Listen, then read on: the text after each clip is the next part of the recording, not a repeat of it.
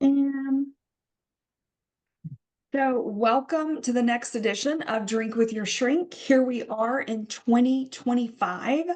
We're back to meeting on the first Monday of the month because I thought that worked great for everybody, but I'm not so sure about tonight. So, last year I was getting a lot of good feedback on doing Drink with Your Shrink. I get different feedback every time I do one, but it's almost always very positive. And every time I think, oh, maybe I should stop this, maybe I shouldn't do this anymore, then somebody reaches out and they tell me how much they enjoyed it or what they got from it, or it kind of propels them to get additional services. And then I realize the value of what I'm doing here. So just to go over a couple of housekeeping things, um, right before we get started, you may see somebody in here that you know. And if you do, that's okay. If you see somebody in here that you know, what stays in here, what happens in here stays in here. So we're going to respect everybody's confidentiality, just like you would want others to respect your confidentiality. We're not here to judge others. And this is not one of those places where you should mute yourself unless you have a lot of background noise. But typically, like, we engage and we talk and we share. You don't have to turn on your camera if you don't want to, that's fine. But feel free to chime in and interact with this, because I think that's when these are the most fun and the most helpful for everyone. And here's my disclaimer that I say every time and every email that I send out. If you are drinking alcohol, please drink responsibly.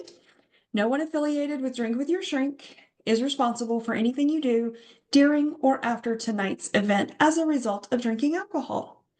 So my attorney tells me that I have to say that every single time, and that goes in every email that I send out. So there, I've said it. I am not responsible for anything that you choose to do if you are drinking alcohol. And I'm drinking, as what I usually am drinking, water. So that's typically what I choose to drink.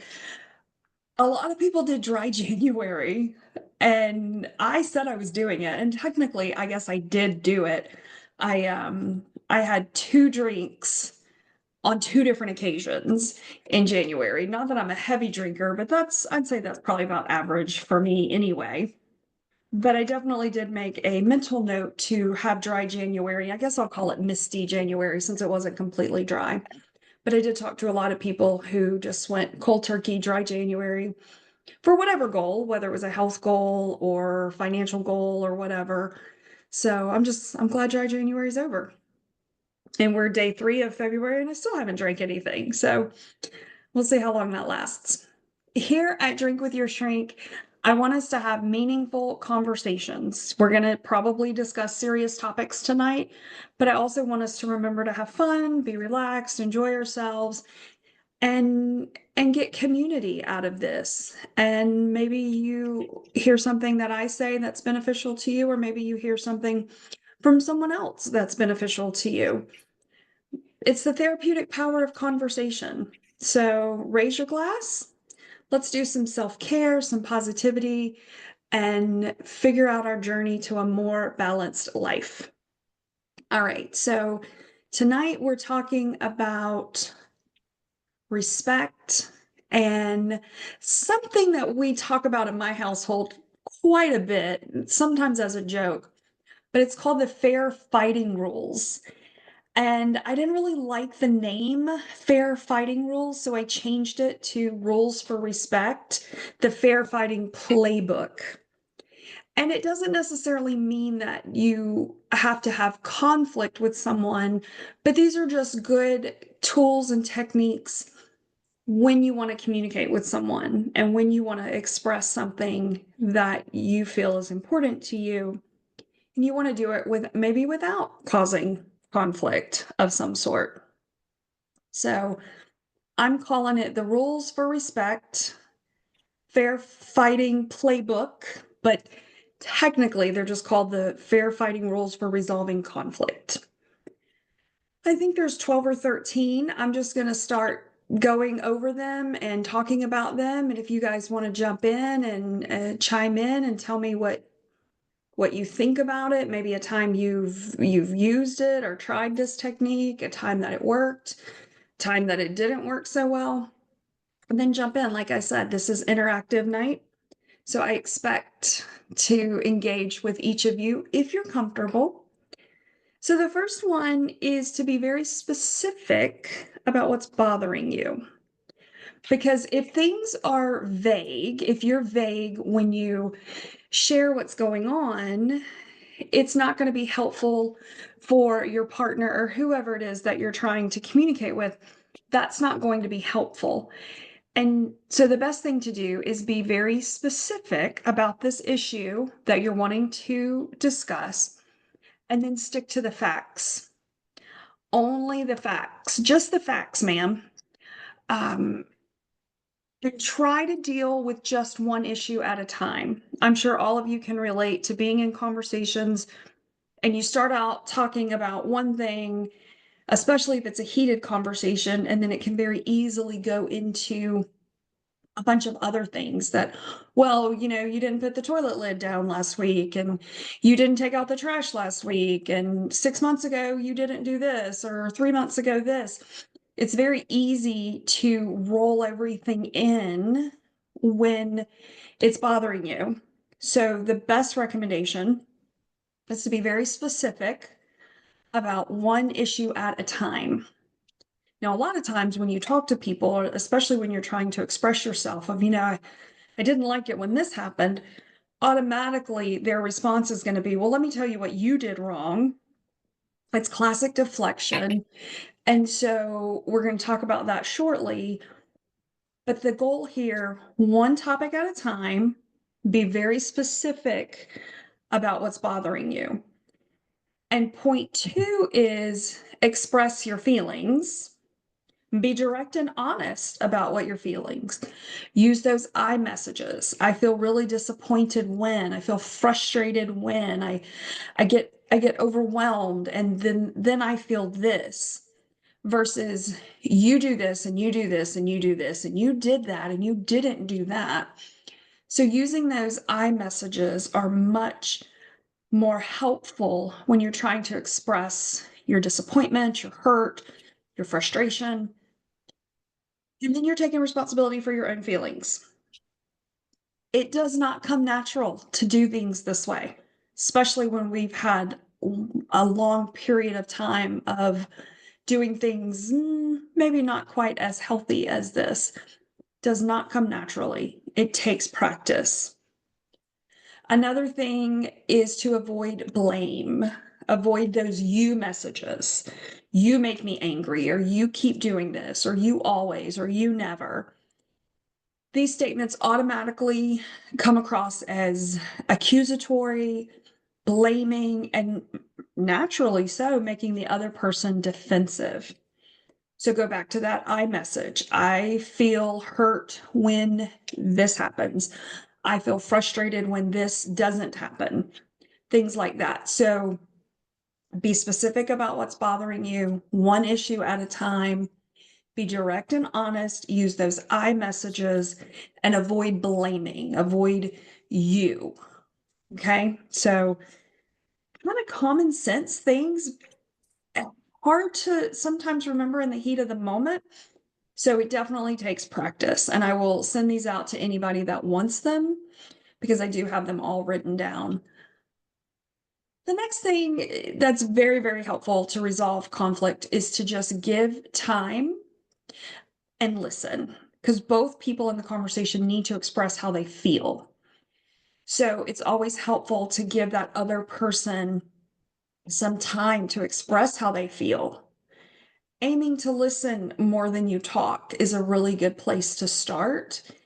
And listening doesn't mean thinking about what you're going to say in response.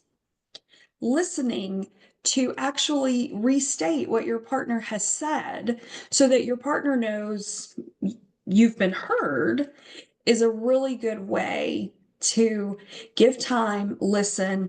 Phrases like, so if I understand you correctly, you're saying you're frustrated because I said I would go to the store, but I didn't go to the store yet. So that would be more of a paraphrase of what your partner said versus, well, I didn't go to the store yet because you didn't wash the dog, or, like whatever crazy example people come up with. So giving that time to listen, this is what I'm upset about, using those iMessages, one topic at a time, avoiding blame, and then express what you want to say and listen to what your partner has to say back. I wish Paraphrase my what. boss were here. Right? I wish a lot of bosses were here for this. Um, and this is also, they're common sense, but sometimes they're a lot harder to do if you're heated about something, but not talking over the other person or making comments while they're talking, like mumbling under your breath or rolling your eyes or yawning or smirking or any of those nonverbals, like turning away and walking away. How many times have you been in a conversation with someone, it's not going well, and they just turn around and walk away? It's like, I know we're not getting somewhere fast, but you're going to get nowhere if one or the other walks away. Using cuss words, swearing, sarcasm, calling the other person names, very unfair, puts people on the defensive.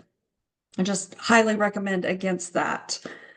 I would like to think that we're all adults and we wouldn't do that, but we all get into the heat of the moment and things happen.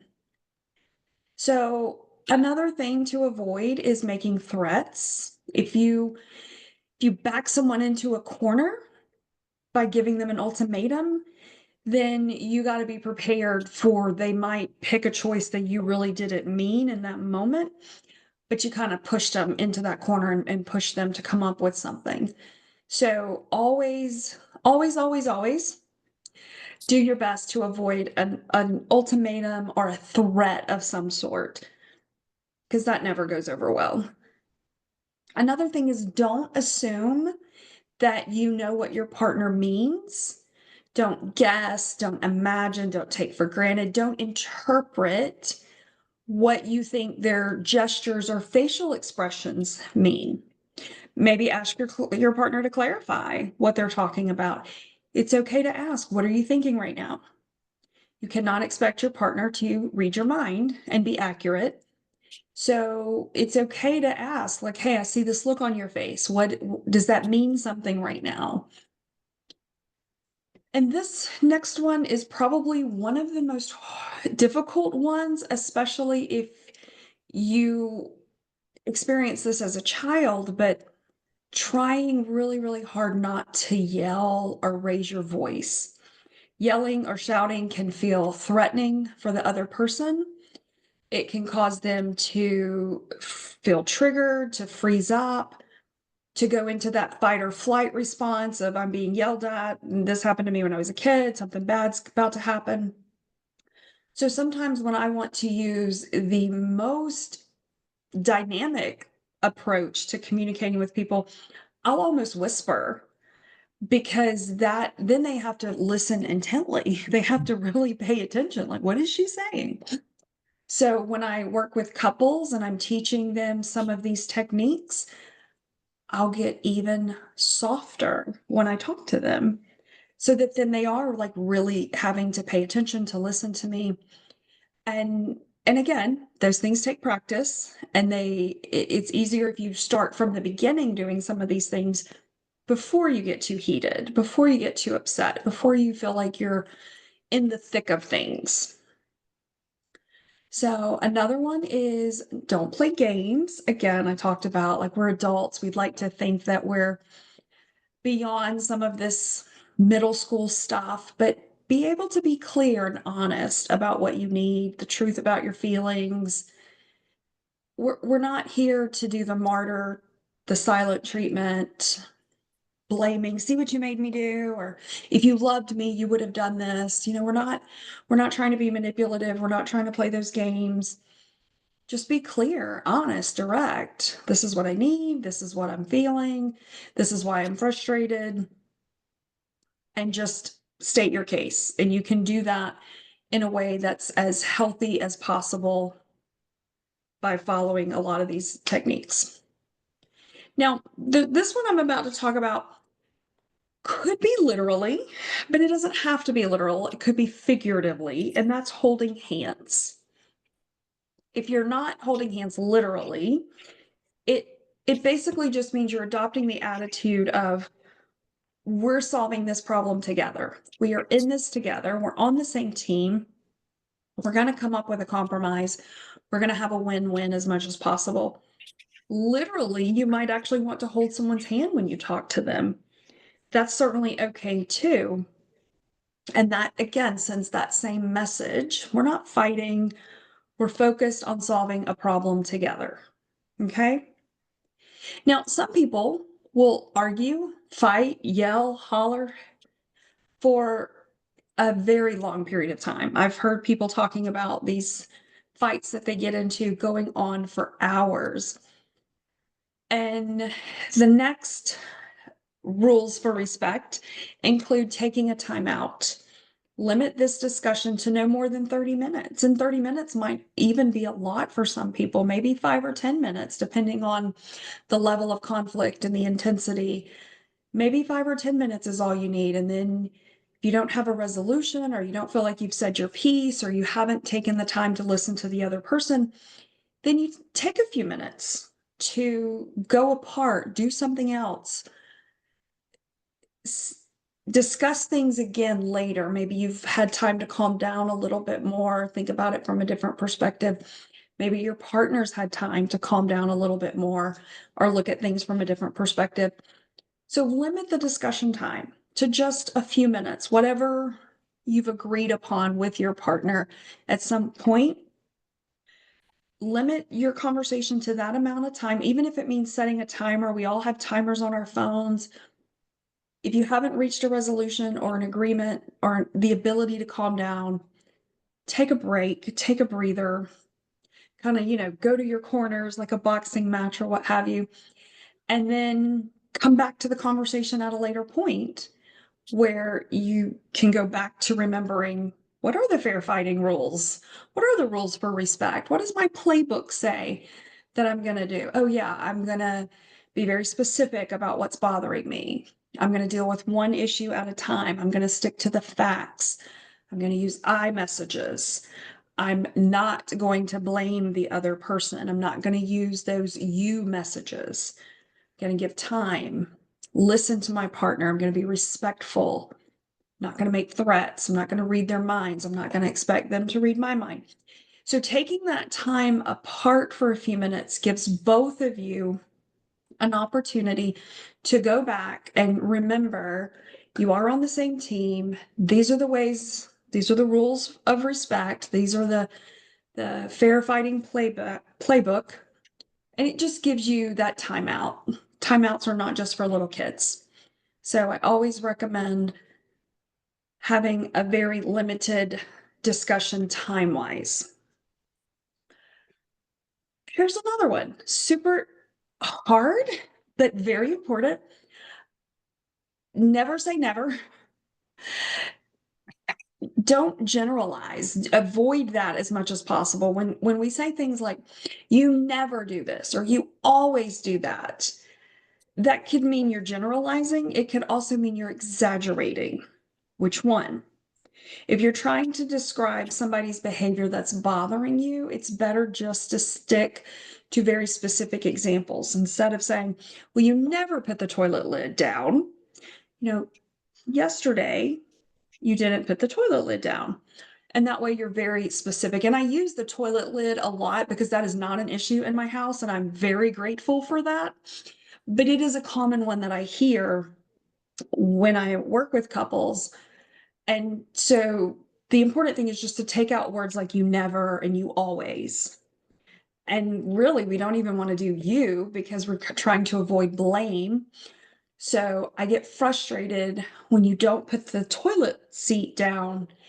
And then I go in there and I'm in a hurry because I've waited too long. And then now I'm about to have a mess because I couldn't get where I needed to be. And that extra second or two to put the lid down, it's very frustrating for me.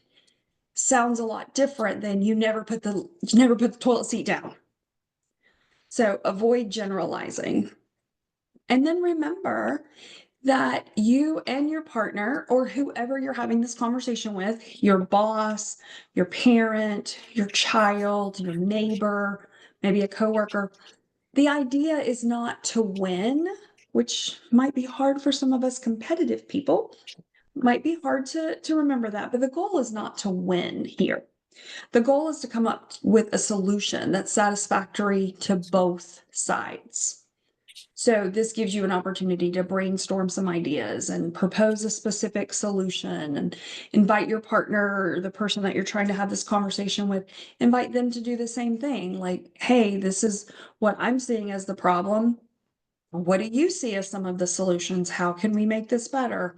Those kind of things. Those are the kind of conversations you can have when you're focused on the solution and the compromise versus winning. All right, so those are the rules for respect, the fair fighting playbook. I think there's about 13, 12 or 13. I, I don't know. Did you guys hear anything that you didn't already know? Or makes sense, common sense. Good to be reminded. Yeah, it's a good reminder for sure. You know, Ian, I'll send this to you. You can print it and maybe just drop it off. You said you wish your boss was here. Yeah, I'm gonna send it to my boss. Yeah. Yeah, you can send it to your boss. Oh, that yeah. This is like the story of my whole day, except like inverted. Right. None of these Yeah. things.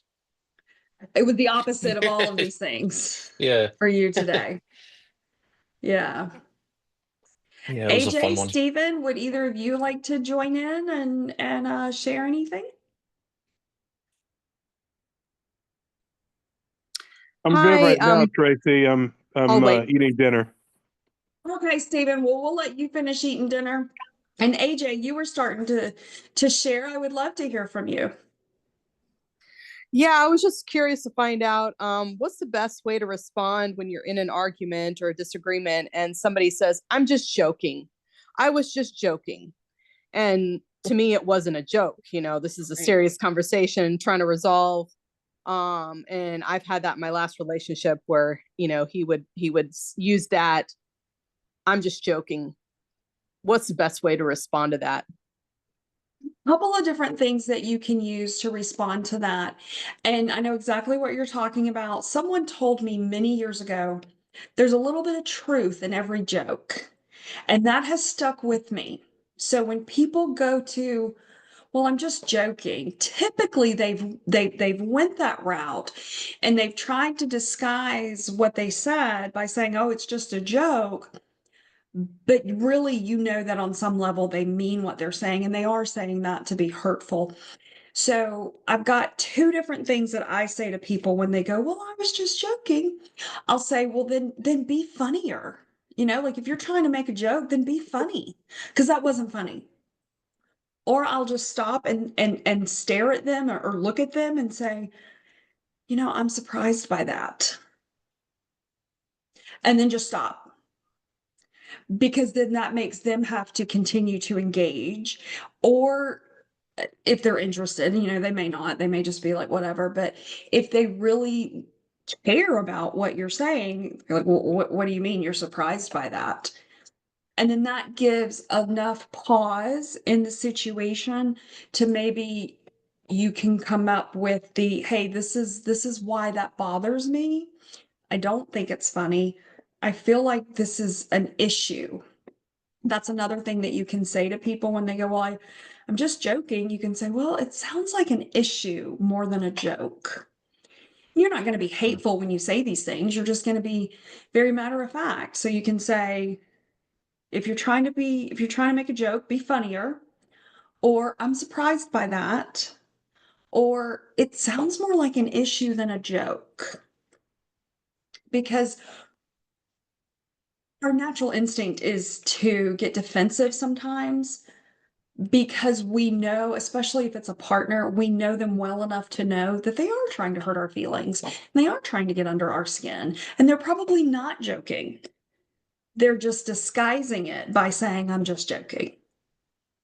Because they did what they wanted to do by by hurting us. AJ, does any of that sound like it might be helpful for you? Yeah, thank you for that. It's just, when you're in a relationship, and you're in the heat of the moment, it's just hurtful and you feel like you're not getting anywhere because the person just keeps saying that, oh, I didn't mean it. It was just a joke. So I appreciate that.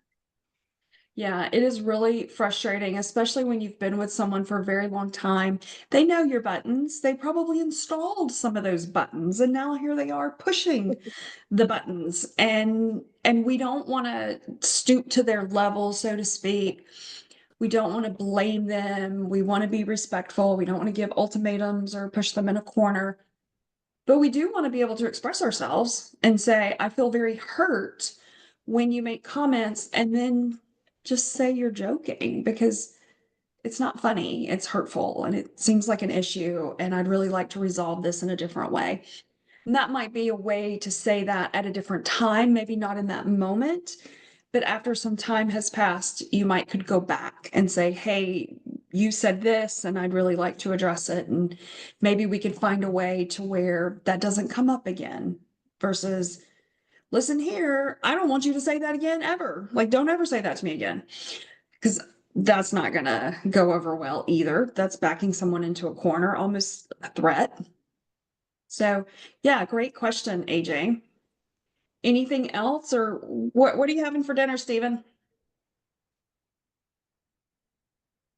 It must be good. It must be good. What you having, Stephen? It's some kind of meal from meal ordered service. It's called, what's it? It's Fresh Fit Meals. I think so. Did you cook it? No, you just heat it up. It's all fresh food, but you just heat it up. Okay. Okay. But it's portion controlled and all that as well, and the food actually tastes halfway decent. So, which Okay. works for me because I used to meal prep since I'm by myself, and I don't really care to waste the time on cooking for myself. Yeah. It's Yeah, too that makes complicated. sense. You're not sharing with Oliver, are you? No, because he's been sick. So Oh no. yeah, so he just got his dinner, so he's on a special diet right now. He goes back to take him back to the vet tomorrow, so he's been doing fine, but his test came back negative for anything, so I don't know what was wrong with it, and that's more irritating than anything else, not knowing what the problem was. Is because when we have our fur babies and we want to take the very best care of them, they can't tell us. They can't Right. use the fair fighting rules for resolving conflict or the rules for respect. They can't tell us what they're thinking or how they're feeling or what's going on in their bodies. And we have to look at symptoms and then make our best guess with Exactly. the help of the experts. Exactly. And so that's what I did, and I took him to a different vet than his normal vet this time, and I'd met her in a Frisbee class that I'd taken him to, and she had one of her dogs there, and I was impressed with her because she was extremely thorough. So I may continue to take him to her moving forward. Good. Okay. Yeah, sometimes you got to venture out and get a different perspective on things. And I Right. will definitely send these questions in an email like I did last month. I see your message about that. I'll definitely do that tomorrow or the next day when I send out the email. Cool. That'd be awesome. Thanks. Yeah, for sure. Is there anything else that you guys want to talk about? Mm, Thanks for doing this. It's nice to stop by. Yeah, I'm so glad you yeah. did. I'm so glad you did. Next month will not be the first Monday of the month. I'm going to be out of town. I'm not going to have internet access. So I don't know exactly when I'll be doing it next month. I'm thinking it might just be the second Monday of the month next month in March. That would be the 10th, I think, March 10th. Okay. I'll look at that date real quick. Yep, that'll be March the 10th. I think that date's gonna work for me for the second Monday. do you guys have any ideas or input on a topic you'd like to consider next time?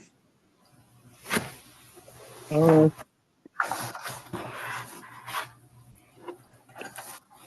I can't think right now. So Maybe like spitballing off this, going with the bosses thing. Okay, how to how to get through to your boss and keep your job all at the same time. Yeah, I'm okay at the keeping the job part. Okay, perfect. All right, well, I'll send you guys an email and we'll come up with a topic. If you think of something you want to share it with me, feel free to send it. Remember, we offer counseling at Tracy Riley Counseling. We also have hypnosis services.